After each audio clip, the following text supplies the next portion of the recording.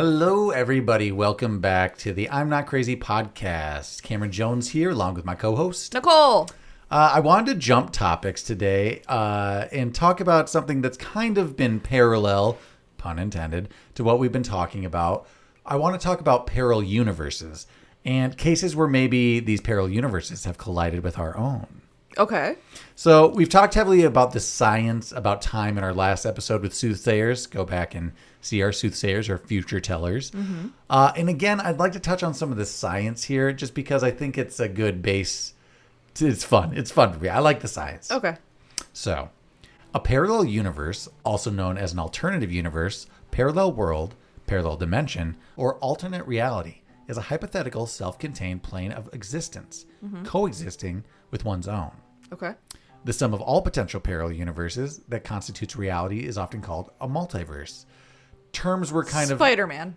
Terms we're familiar with now because of action movies, thankfully. So, familiar terms here. That's all. I mean, the best way that I could do is just Spider-Man. You know, we've all seen Spider-Man. We've seen Spider-Mans. Yeah. So multiverses and parallel worlds are often argued in the context of other major scientific concepts like the Big Bang Theory, string theory, and quantum mechanics. All things we've touched on in our time episode a little bit. Right. So sorry for people that did listen to that episode, but I'm going to do a little bit of a look back and a little refresh on some of the science we've talked about. Okay. So around 13.7 billion years ago, everything we know of was an infinitesimal singularity. Then, according to the Big Bang Theory, it burst into action, inflating faster than the speed of light in all directions for a tiny fraction of a second. And this is going to be the important part that we're talking about. Okay. The universe had exploded outward to 10 to the 26 times its original size in a process called cosmic inflation. Okay. Inflation theory explains what happened in the tiny fraction of a second before the Big Bang, so before the actual giant explosion that created all matter and particles. Okay. Everything that we know was one tiny subatomic speck. Then that speck inflated faster than the speed of light in all directions. And as that inflation slowed, a flood of matter and radiation appeared, creating the Big Bang fireball that allowed the formation of atoms, molecules, and eventually stars and galaxies to be pulled together. Yes. Basically come together. So the Big Bang. So this expansion... I think I hit my mic too. Oh, you I'm totally sorry. did. It's fine. Sorry. So the inflation theory is just talking about that tiny second right before the Big Bang theory. The end of inflation is triggered by a quantum process that occurs at different times in different places. So this is what's important and maybe makes the idea of... So essentially like things coming together, combusting, and then coming back together? No. So right before the Big Bang happens, Okay. there was a super fast expansion. But almost think of it like throwing water on a pan or something. It'll flow out, then eventually it'll kind of like cease in areas and form like little patterns, right? Yeah. So that's what it's doing with that tiny fraction of a second.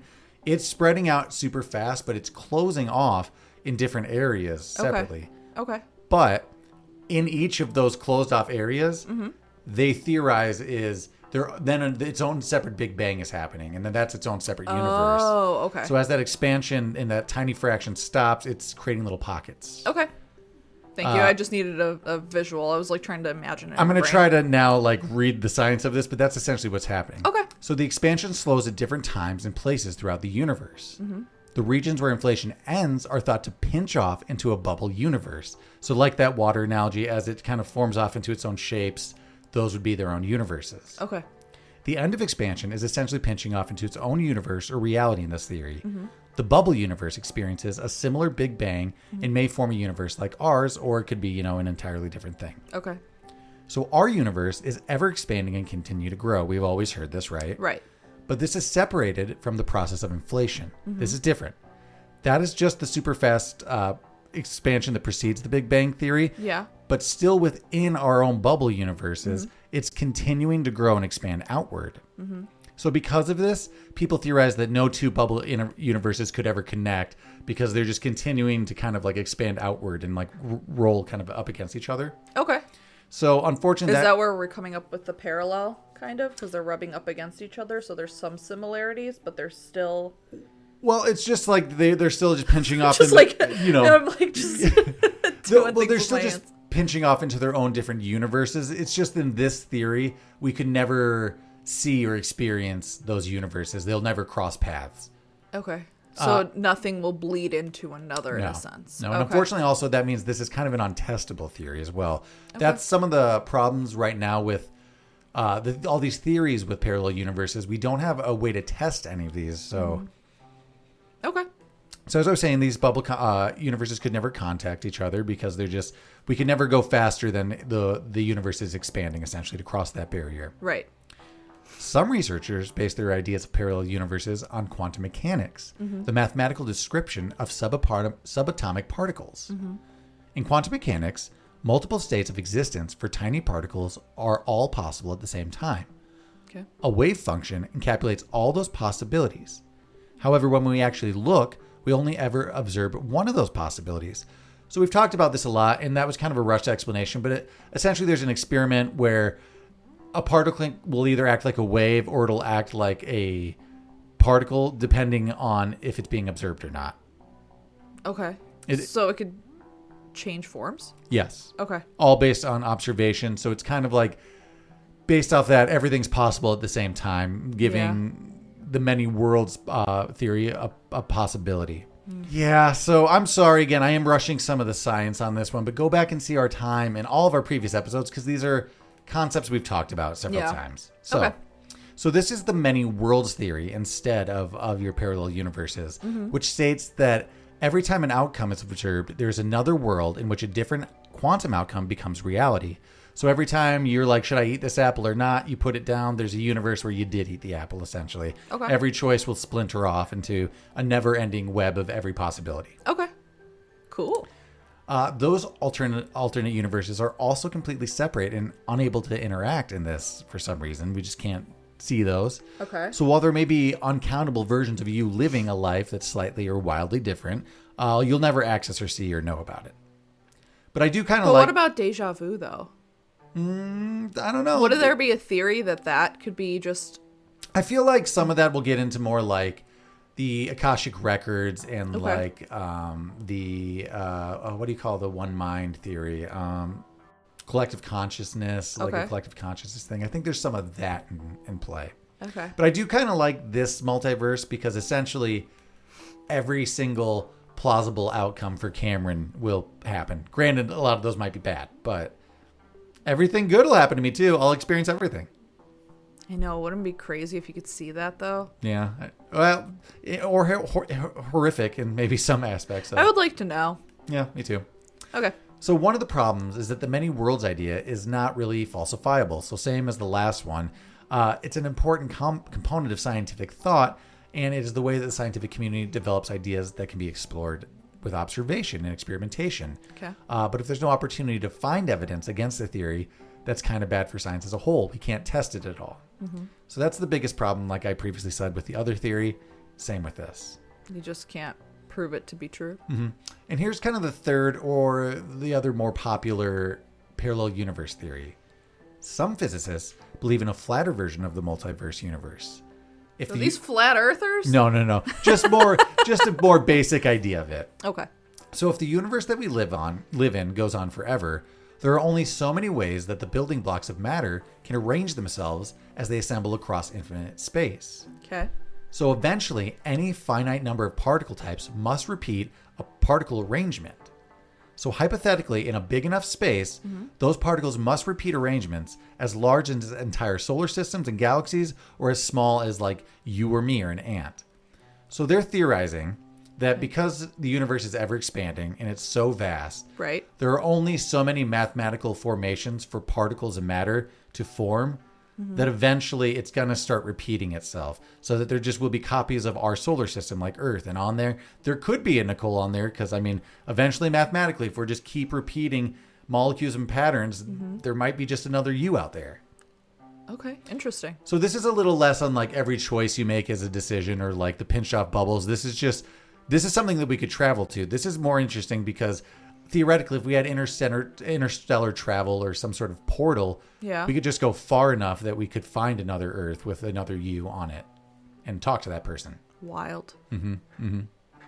So before we get into actual cases of parallel universes, and by actual cases, I mean kind of some of the more popular internet folklore you've seen, because once again, I love internet folklore, though. That's all I got. It's Yep. just folklore stories.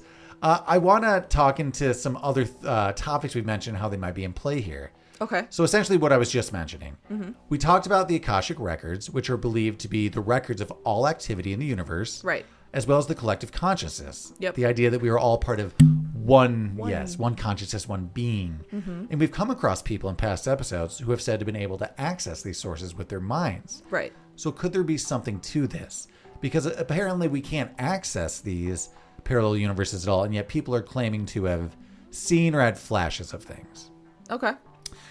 In the 70s and 80s, a theory was developed that stated the consciousness could be modeled as its own universe. So as if one could master its own mind map, the ability to control the chaos and the possibility to travel to other dimensions could be achieved. Okay. So this is just kind of the idea that controlling the matrix and controlling your mind, you could be able to astral project and travel to all these other dimensions and worlds and across space. Thoughts on that? The opposite of past life regression, essentially. It's astral projection, just in sense, if we meditate and we go deep enough within, we can, within our minds, access anywhere. We gotta start meditating more. You know, it wouldn't be bad for me. And we've talked a little about astral projection in other episodes. Go back and see that.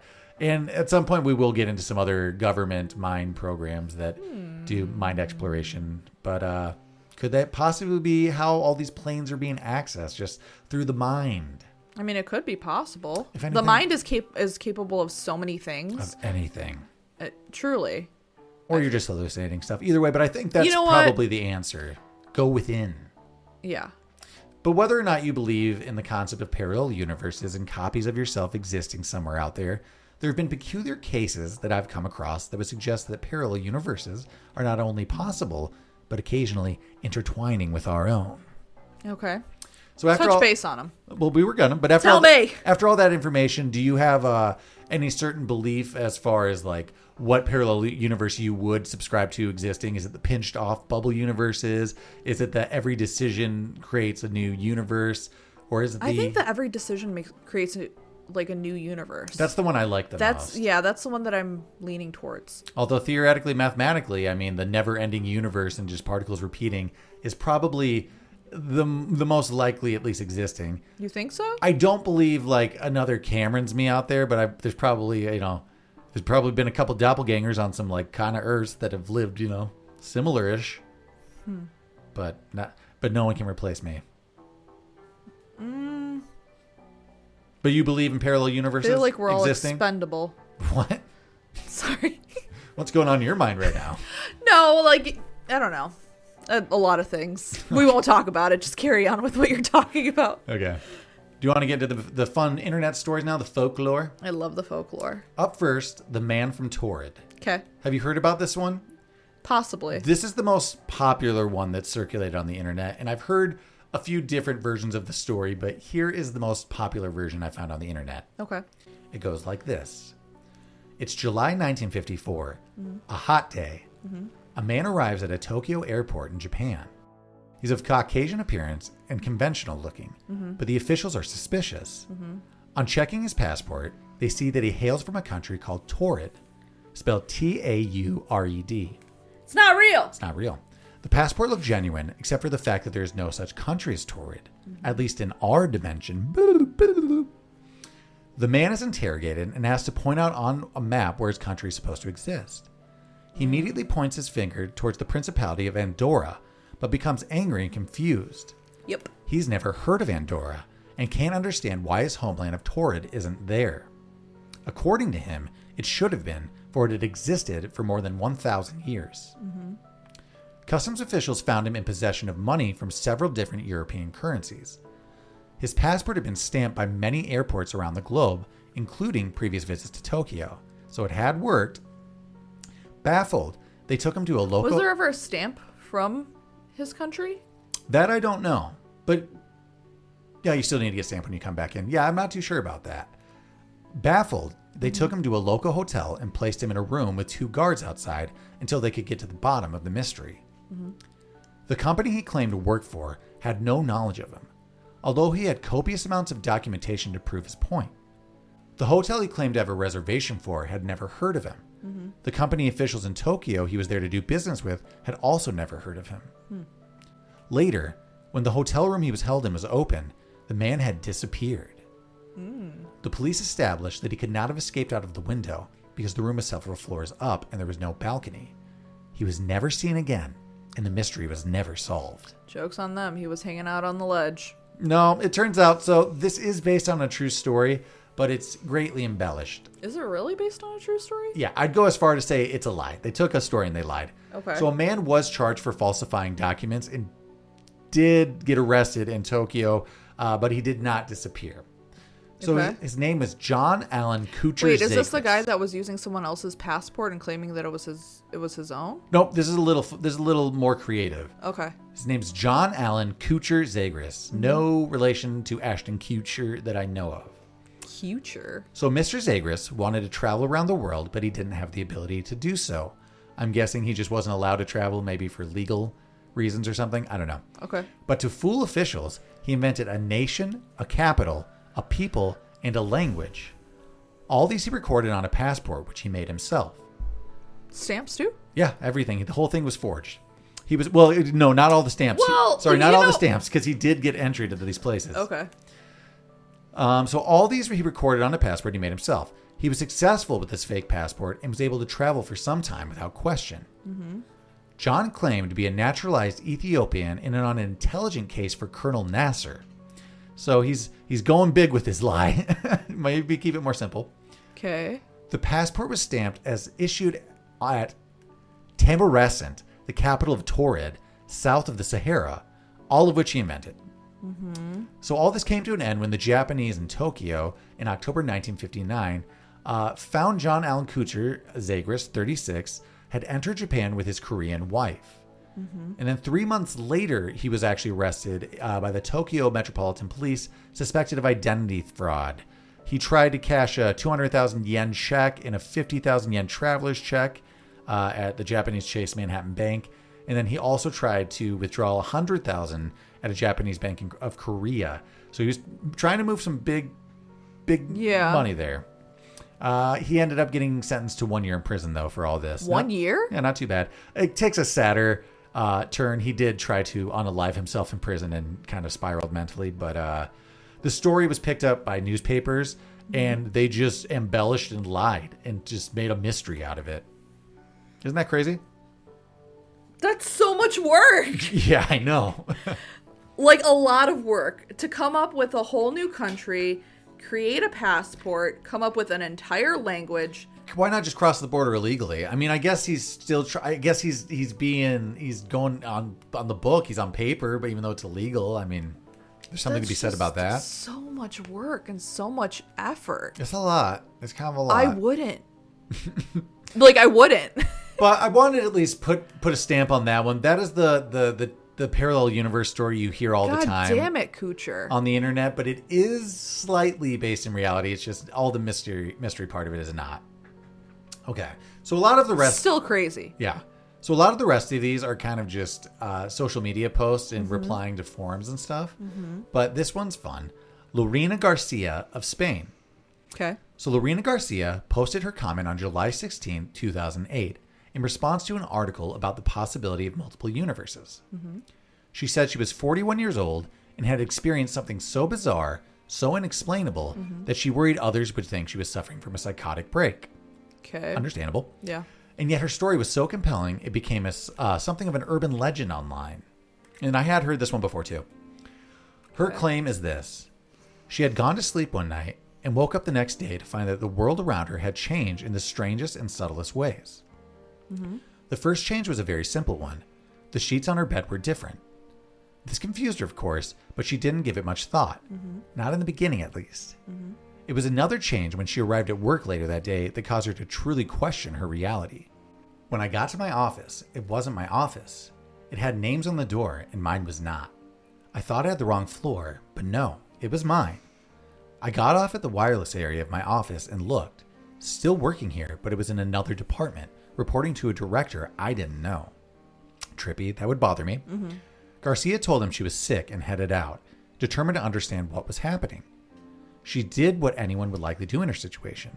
She visited a doctor and later a psychiatrist. I'd probably do that pretty quick. Yeah. They did tests, but found nothing. She was clean. Apparently everything was fine. The psychiatrist suggested that perhaps she was suffering from stress and had hallucinated these inconsistencies. I mean, reasonable. Possibly, yeah. But no, she thought.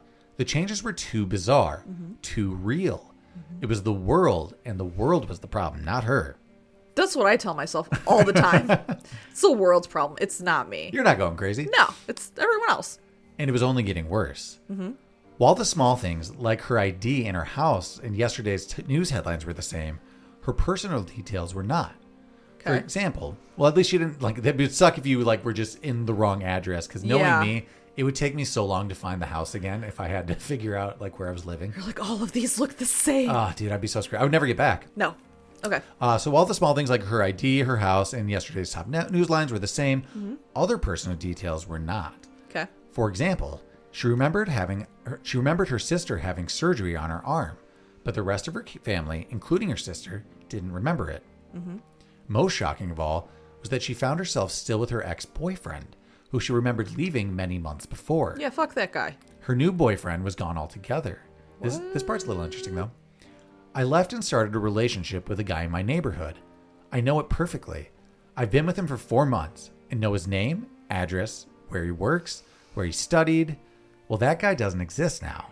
It seems that he existed before my jump, but now no trace. She even went as far as to hire a detective, but he turned up nothing. So her new boyfriend never existed in this universe, it seems. And her ex was still acting as if nothing would happen. What would you do? Would you say anything to your ex and break up with him again, or would you just be like, I guess we're dating? I would break up with him. Yeah? Yeah.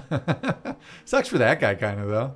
Yeah, it'd be like out of the blue. It almost reminds me of like someone out at work. They would ask this question, and I feel like it kind of correlates to this. How many owls would it take for you to realize that someone's placing owls in your home? Like owl sculptures or like real life owls? It would just be owl sculptures. Let's say owl sculptures. Immediately, I have none. So the first time one appears, I'm like, where'd that come from? And if you were like, I don't know, I'd be like, we're moving. No, but you're like alone.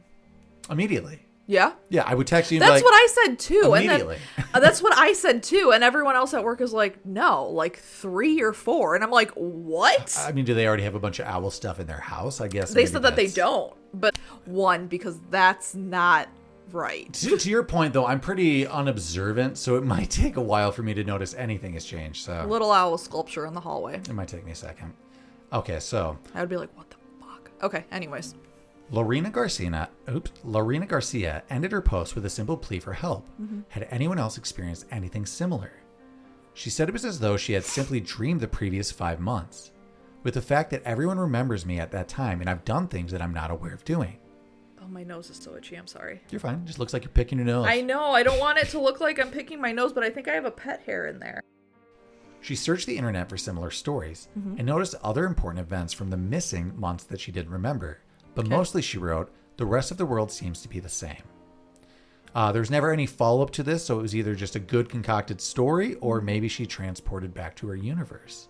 What do you think about Lorena Garcia? Do you think this one's believable or just some good fictional writing on a post? I mean, it can go either way. Probably good fictional writing. It could be good fictional writing, but it would be wild if it was real. That would be the most terrifying way for this to happen, is just waking up and being like, no science behind it, just oh shit. Yeah. Just trying to figure everything out on the go. I would good book or movie. Break up with my current boyfriend. Bummer. Sorry.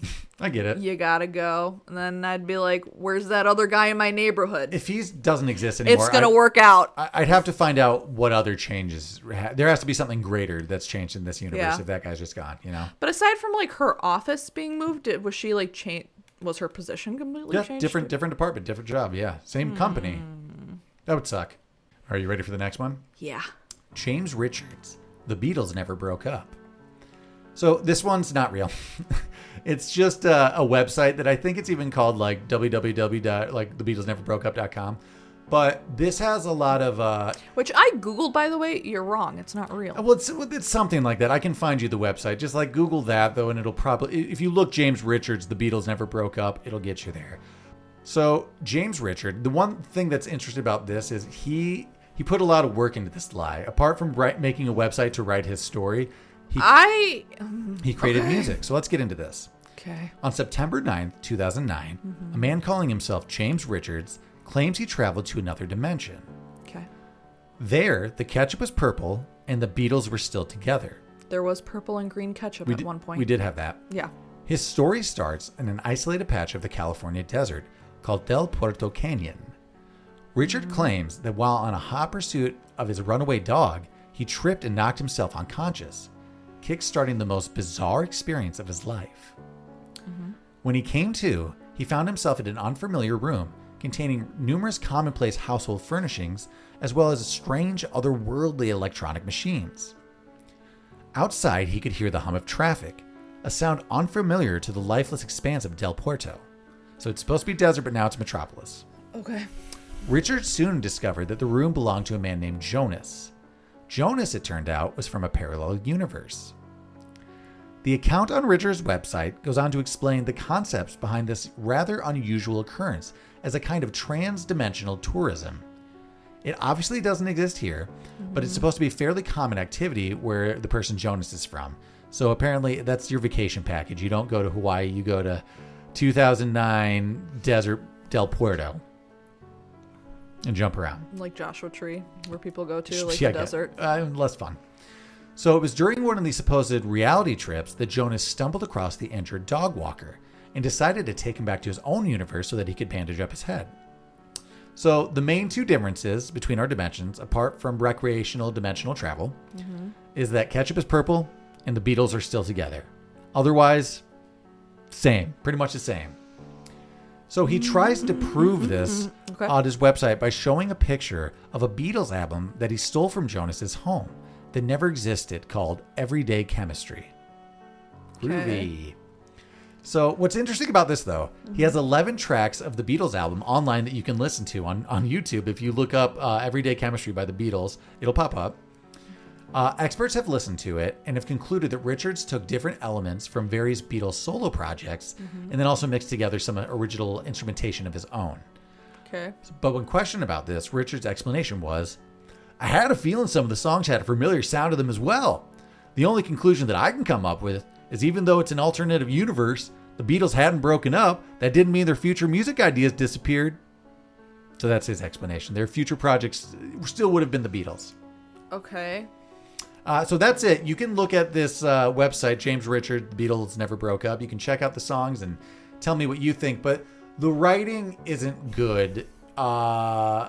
Which, I mean, maybe he's just a bad writer, but this one seems pretty unlikely. Your thoughts on James Richards? Why do people come up with such elaborate lies? Like, why do they put so much effort? I imagine he gets free domains or websites come very cheap to him, because why would you spend the money and the time? I agree. There are so many other things that I could spend my time on instead of coming up with this elaborate lie. I mean, maybe it's real then. Investing in it. Maybe that's just because it's real. You just said it's a lie. It's definitely a lie. It's totally a lie. The Vanishing Road. Here's another one for you. This one's a little shorter. Okay. About 4 years ago, I lived in this fairly small fly speck of a town. At the time, I'd lived there for about 12 years, so I knew my way around. Our house was about 1.5 miles away from the nearest neighborhood. Our mom intentionally picked that house due to the lack of neighbors. Respect that. Oh, yeah, for sure. I would do that.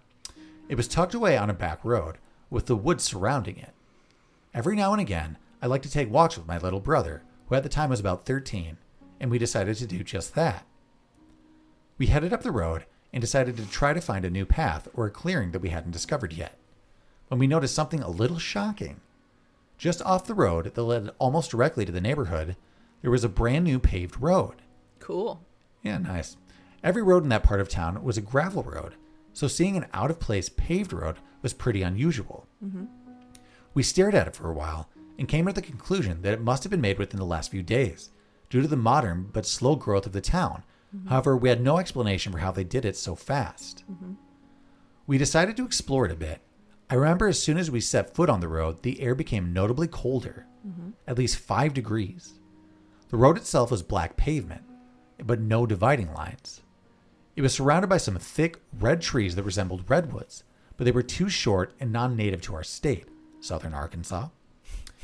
So we walked on the road for about 3 miles. Man of geography. It says Love it there. it. Oh, well, fuck. I don't just know this. I thought you did. I was like, No. wow, that's pretty impressive. No, it's in parentheses. We walked on the road for about 3 miles, kind of long, God, I'm disappointed. until we decided to head back due to it getting dark. When we got off the road, we felt the temperature go back up.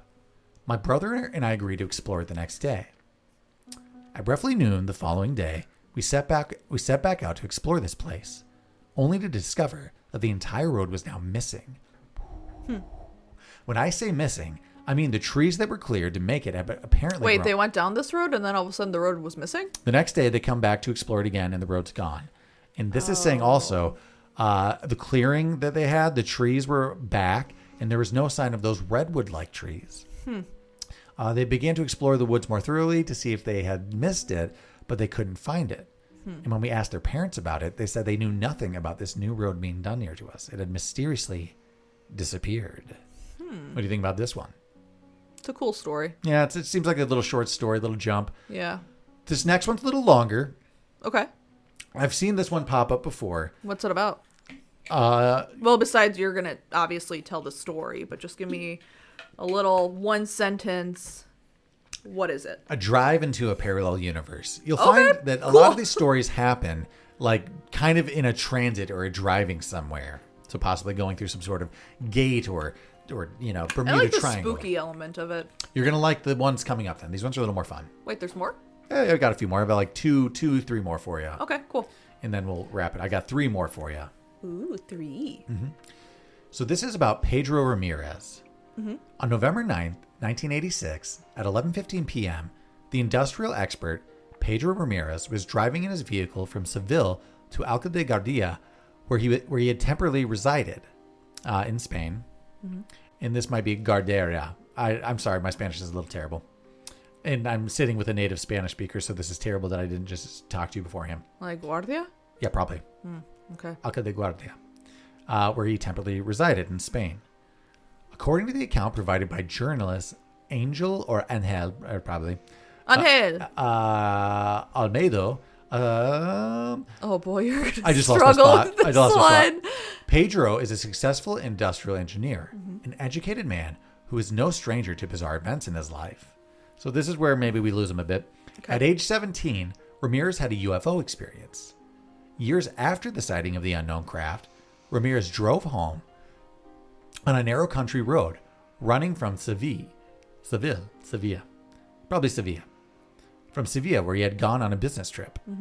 Sometime after 11 p.m., Ramirez navigated a curve in the road and was shocked when the highway ahead of him suddenly became a wide boulevard, 6 lanes across, 3 lanes in either direction. Having driven the road in the past, Ramirez knew he had not taken a wrong turn somewhere. He also knew that the road shouldn't exist on the route as he had driven. So abruptly, the terrain changed. Huge industrial factories appeared in the distance, and further away, Ramirez made out what appeared to be apartment or condo high-rises. He estimated their height to be about 20 stories. He also noticed thin, tall grass along the greenbelt of the highway. As he drove, the engineer began to experience an unaccountable sensation of rising heat. He thought he heard distant voices. Among the jumble of voices, he recalls he heard or sensed one voice informing him that he had been teleported to another land. The level of concern I would have with rising heat. Yeah. Well, I'd be more worried about disembodied voices telling me I'd been transported to a different land. That'd be pretty alarming. To transport me back. Afraid to stop anywhere, like what, same. In this alien countryside, Ramirez kept driving. As he drove, cars larger than his whizzed by in other lanes. Later, he described the cars as appearing like outdated Cadillacs. Cool. Every one of them was either white or beige. Okay. They had something like license plates, but the plates were dark, narrow rectangles and nothing like the plates issued in Spain. Finally, after driving many miles, he worked up the courage to pull off to the side of the road. According to Ramirez, he explored the roadside. All he could see in the light provided by his headlights was the grassy green belt stretching out on the side of the roadway. So just tall weeds. They're non-native to the area. After another hour of driving, he stopped and looked out again. Just more grass. Eventually, Ramirez arrived at a turnoff on his left. He took it. The road and the surrounding terrain changed abruptly. About 30 minutes after turning into the new road, he came upon a sign that pointed for the Spanish cities of Alcabala, Malaga, and Sevilla. Sorry, everybody, I'm butchering this. Sorry also to my sister who lived in Spain is going to be pissed at me. It's okay. I'm not upset. Thanks, babe. Yeah. Choosing the road that led back to Sevilla, he drove for a short while and then suddenly stopped the car in astonishment. To his immediate left was his home. Later, he described he was unable to find the crossroads that mysteriously led him back home on that eerie night. Nor did he ever find the 6-lane highway again. So while he's driving, he just mysteriously appeared in his driveway. He didn't exactly account for that time jump. Yeah. He looked again on a map, but it also didn't appear, and he asked around, but no one had heard of such a highway. Normally, the traveling distance between Sevilla and Alca de Gardia takes about 30 minutes. Ramirez drove for more than 3 hours. He also burned up much more gasoline for such a normal trip. Interesting. What do you think about this story? Just creative writing, or do you think this guy had a real... Yeah, I think most of these probably are. We have 2 more for you, then we'll wrap it up. Okay. Carol Chase McKinley, changing hometown. In early March of 2006, Carol Chase McKinley was traveling to a dog show when she experienced a possible jump into a parallel universe. Rain pounded McKinley's car as she drove from San Bernardino, California, to spend a few days at her sheepdog trial in Paris, California. As she topped a hill south of the city, she saw a road sign for nearby Riverside. Her family had put roots in Riverside in the early 1800s, and she wanted to visit a familiar place, such as her old house and the cemetery where her grandparents were buried. Fair. I've been going to Riverside since I was a baby, said McKinley. I'm real familiar with the city. I know my way around. I knew where my grandmother lived, and I'd been to the cemetery. I knew where I was going. As McKinley thought of visiting her grandparents' graves, a chill ran through her. Just as I decided to visit the cemetery, a huge blast of cigar scent entered my car, she said. It was pouring rain, and I had my windows rolled up. My grandpa smoked cigars, and when he died, I was 5, and that's all I remember about him. So maybe a sign, maybe giving her a warning. Yeah. Just as quickly as the smell floated through the car, it was gone. She drove past Riverside on her way to Paris, where she checked into a hotel and attended the dog show. Okay. The next day, McKinley, so she goes through the dog, so blah, blah, blah. Then she decided to drive to Riverside. She didn't like what she saw. I could not find anything familiar, McKinley said. I used to live there after college. Her street wasn't the same. It was just wrong. The bungalows with small yards looked the same age as her house, and the numbers were right, but her house wasn't there. I could not find my old place, she said. I thought they could have torn down the house and built another house in that 1920s style to fit the architecture, but none of the houses looked familiar. They all looked different. Interesting. Yeah. Then she drove down the street where her grandmother once lived, stopped the car, and looked around in amazement. It was totally different, she said. None of the houses were anything like I remembered. No tall trees. Her house wasn't there at all, but the numbers were all in the same range.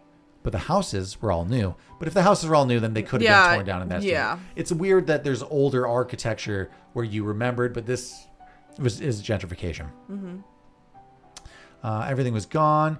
So then she went to the cemetery, where the cemetery was that her grandparents were buried. Right. She drove around the block where it was supposed to be, but it was just a fenced-off field with weeds. No gate or driveway or anything. Confused, McHenry pulled down from the empty lot to see if she could find anything familiar. She did. She recognized Riverside Community College and Central Middle School. Some of the other stuff was right, too. The college looked right and the middle school looked right, she said, but when she pulled into University Avenue, things were markedly different. Okay. University Avenue was a main drag, and there was a scary-looking people, so I got out of there. She said, I looked for the There were scary-looking people? Apparently it just got dodgy, and it just kind of had been run down from what she remembered. Again, I think this might just be changing times and gentrification and your, rundown avenue. Yeah. So University Avenue had once been home to restaurants, insurance companies, banks, and motels, and now it was completely ghetto. It was all graffitied and deserted. to the point where she was afraid to stop and ask for directions. It was on University Avenue that she realized something otherworldly was happening to her. The thing that occurred to me is that if she got out of the car, something would happen. She said, I thought if I talked to someone, I'd be forever... Fear? She thought she'd be forever caught in the weird version, the other Riverside, or that they weren't going to be human. The more places she tried to recognize, nothing matched up and nothing looked familiar. I'd also not exactly want to interact with anybody in these universes just in case. mean, if you're in a dodgy place, you're not really going to want to interact with anyone anyways. Yeah. But if I also think I'm in a weird universe, just in case I talk to something and like everything explodes, I don't know. Don't risk it. After a couple of agonizing, frustrating hours, McKinley turned the car around and went back to Paris. Everything was normal, she said. I was afraid I'd go back and the hotel wouldn't be there or my key wouldn't fit. Okay. But everything was as it should be. Mm-hmm. A few years later, McKinley's father died, and she was to be buried in the same cemetery as her grandparents. The cemetery she saw as an empty-faced, weeded-off lot was back to what she remembered, she said. He was buried next to my grandparents. Mm-hmm. The rest of the city looked like it did when I lived there after college in the 70s. My cousin was there, and she said her house and her grandmother's house were still there. University Avenue was normal looking, and the Mission Inn was there. Okay. She's convinced she slid into another dimension, one that was less friendly. I just got the feeling if I got out of the car and if I talked to someone, I was going to fall off the edge of the earth. I'd end up missing. What? She said it must have been a dimensional thing. It looked like it was 2006, but I'd taken a different path. It looked like Riverside had just taken a different direction. What do you think of Miss McKinley's account? Do you think that's real? No. No, we don't believe her at all. No. Okay, well. Do you believe it? No, I don't believe any of these. You made it seem like you were a believer. No, I think all these are just people responding to Reddit forums and posts about parallel universes, but I mean, it's great storytelling. Some of these are just the popular ones that got circulated, so they're good stories. This one I had to abridge a bit because there were a lot of stupid details. The Gaddington Canyon incident. Mm-hmm. 4 girls returning from a Utah rodeo in May. Fun. Yeah, never been. 1972 were plucked from this universe and thrust into a world of bizarre terror. Their misadventure began as the foursome motored down Utah Highway 56 on a dark, moonless night, and they approached the Modena Railroad crossing landmark. I'm already just going to say this isn't real because it's a dark, moonless night and it's too fantastical, or at least it's embellished. At approximately 10 p.m., as the 4 students of Southern Utah University drove back to their dorm, they approached the Gaddington Canyon region. Mm-hmm. Legends claim that beyond the canyon was a doorway to another world, an evil dimension of horror and madness that the early Utah settlers avoided at all cost. Okay. Anytime there's a don't go there. Just don't drive through it, Yeah. Through the years, it was said many wagon trains carrying passengers and cargo became lost in the twisting labyrinth of that horrible place, and anything or anyone that entered its hellish portal was lost forever. It just sounds like too much. Yeah, never to be seen again, but they're just driving through. I mean, if it's a big highway, don't put it through there. I don't know. I feel like if there's just too much detail, it's a little questionable. Don't go there. Yeah. As the girls approached the Union Pacific rail line, the headlights of their car lit up a sharp fork ahead. The road leading off Highway 56 looked inviting. It seemed to be a more direct route to their dorm. How would they know that? Their landlady was a stickler on curfews, always locked their doors by midnight, and it was already 10:30. What? Oh, just that. How would they know that? Yeah. None of the girls relished the thought of arriving late and being forced to sleep in the car. Mm-hmm. The opportunity to take what seemed like a shortcut, although again, it's how would they know it's 72? They don't have GPS. Appealed to them. The mysterious road curved sharply away from the main road towards the direction of the ominous Gaddington Canyon in the distance. So it's going immediately in the wrong direction towards where they shouldn't be going. Turn around. But it's a shortcut. And it's quicker, Cameron. They don't know that. They know that. Okay. Despite the stories of the canyon, the girls decided to take the road. They chatted happily about the day's events, and as the car wound its way deeper into the foreboding canyon. As they drove, the dark rock walls inched ever closer to the crumbling edge of the thin ribbon of asphalt. So the walls are getting closer to the road. It's narrowing in. Mm-hmm. Somewhere along the way, The road changed from an asphalt pavement to a cracked concrete, so it's just old and not taken care of. Abruptly, one of the girls shrieked, "Look out!"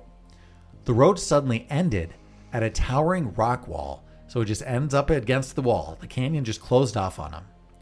They were boxed in by the canyon and had no choice but to turn around and go back the way they'd come. The 3 girls moaned and complained to the driver. Now they'd all be sleeping in the car. They'd never make it back to the dorm in time because the shortcut cost them at least half an hour of driving time. Who would have thought? Everybody, me. As they wound their way back through Highway 56, they left the walls of the canyon behind them and emerged into the countryside again. Several minutes passed before they noticed that the landscape had dramatically changed. Mm-hmm. What was once desolate, windswept desert with dry sagebrush and gnarled Spanish bayonet was now lush fields of ripening wheat under a clear moonlit night. Sounds beautiful. It sounds gorgeous, but remember, the moon wasn't there. In the distance, the water of a large lake shimmered, silvery under the bright moon. Sounds gorgeous. Yeah, it sounds great. I would hang out there. That sounds awesome. I'd sleep out there. Yet the moon should not have been visible that night. Later, they recalled, at the moment, they'd felt like they'd driven into a different world. The events that follow proved them right. So as they continued onwards, they marveled at all the tall stands of Pondicera pine where no such tree should have existed in this desert. Suddenly, a bright light off the road ahead captured their attention. Now the girls were on edge. They had no idea where they were, and it definitely didn't look like Utah or Nevada. Mm-hmm. Maybe someone could help them point them right the direction so they could get back onto Highway 56 and reach the dorm. Mm-hmm. Approaching the light ahead of them, they discovered it came from a large building, some kind of roadhouse or restaurant, possibly guarded by Jake Gyllenhaal and Conor McGregor. The new roadhouse is out. The place sat in the middle of a large parking lot. That was a nice plug. Yeah, thank you. I heard it's terrible. The place sat in the middle of a large parking lot, and a blazing neon sign on the roof spelled out a message. Mm-hmm. At least that's what the girls assumed. But this sign was in a language that they couldn't read. Of course it wasn't. The symbols were composed of strangely twisted lines, creating a mosaic of weird curves, a written language unknown to any of them. Was it cursive? Possibly, I don't know. They don't seem like the brightest. They just took this shortcut. That gave them like an extra 30 minutes of travel time. Without warning, very tall people burst from the roadhouse. Quite a number poured through the front door, spilling into the parking lot. Some of the roadhouse people seemed upset by the girls' arrival. They all waved their arms at the girls. Others shouted and pointed at the girls. Later, the girls recalled that the people from the roadhouse seemed shocked and frightened at the appearance of their Chevrolet driving down the parking lot. As the girls pulled to the parking lot, one of them in the back seat got a good look at the throng of people milling outside the building. Mm-hmm. The girl who got the first good look at the crowd let out a blood-curdling scream. Ah! Like that. That was blood-curdling, all right. Thank you. Get out of here, the girl screamed. Punch it! And then the girl in the back seat caught a chilling glimpse of the people moving towards them. And as she did the girl say punch it, or did the people say punch it? She did. She said, get out of here, punch it. Step on it, she yelled, too, her voice shaking with fear. Mm-hmm. Burning rubber, the Nova fishtailed away from the strange roadhouse. Now the girls in the rear seat sobbed in terror. They explained to the girls in the front seat what they'd screamed at. The things they saw back at the roadhouse had at first looked like people, but when they got a better look at what was approaching them, it was clear that these things weren't human. Wherever the 4 girls were, they were nowhere near... Okay, they just keep saying the same thing over here. They're no, it's okay. Place. Go ahead. Let's read this literary genius. Then their horror intensified. Mm-hmm. As they raced through the forbidding night on a strange road, passing the strange lake, intense lights lit up their car from behind. The girls in the back saw the lights of a car coming towards them. Oh my God, they're coming after us! Go faster, faster! Mm-hmm. 4 freakish, egg-shaped vehicles, humming and whining loudly, closed in on the speeding Nova. Each small vehicle had 1 large headlight and 2 front wheels. From what the girls could see, the vehicles only had 1 rear wheel, so it's a trike situation. It's an egg with a trike and 1 headlight. With 1 headlight. You're welcome. Go faster, they're gaining on us, one of the girls in the rear shrieked. The Nova's engine roared as its speed crept towards 80 miles per hour. That's crazy. It's crazy, and still the crazy egg-shaped cars pursued them. Well, I mean, they're aerodynamic at this point. True. Then the girls were back in the canyon. The Nova's roaring engine reverberated off the sheer rock walls. A rooster tail of dust rose up behind them, and soon none of the girls could spot the whirring egg-shaped vehicles anymore. Mm-hmm. As they flew out of the canyon and into the desert, the road before them had all but disappeared. The car bucked crazily over sagebrush and sand. Although it quickly slowed, the Nova skidded out of control, crashing into the desert sand.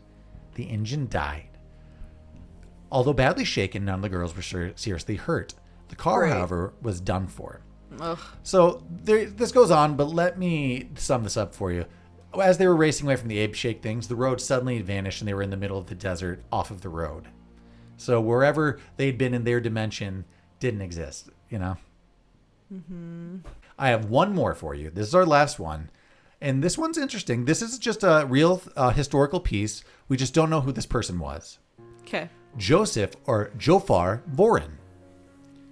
Jofar Voren, also Joseph Voren, was a bizarre man who arrived in a small village in the district of Lebas near Frankfurt, Germany in 1850. When the German authorities asked the man where he was from, Voren told them that he was from Laxaria, a country on the continent of Sacria, which was separated from Europe by a vast ocean.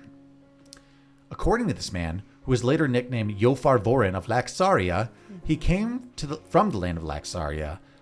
So he came from a region called Laxaria in a country of Sakaria. Okay. The goal itself, it was to come to the village of Frankfurt to find his long-lost brother. Strangely, though, the man did not know for sure how he had gotten there. But as far as he could remember, his ship had an accident and was shipwrecked, and he was stranded there. So his last memory is his ship in a storm, and it was going under. The ship was getting wrecked. Jofar Voren spoke in a barely clear and halting German. The man didn't seem to speak any other European language except for German. He admits that he reads and writes in a language he calls Laxarian or Abram. According to him, Abram's language is the language of the people of Laxaria. Upon further questioning, he said his religion was Christianity, but it was called Aspartian, or Aspastian, maybe?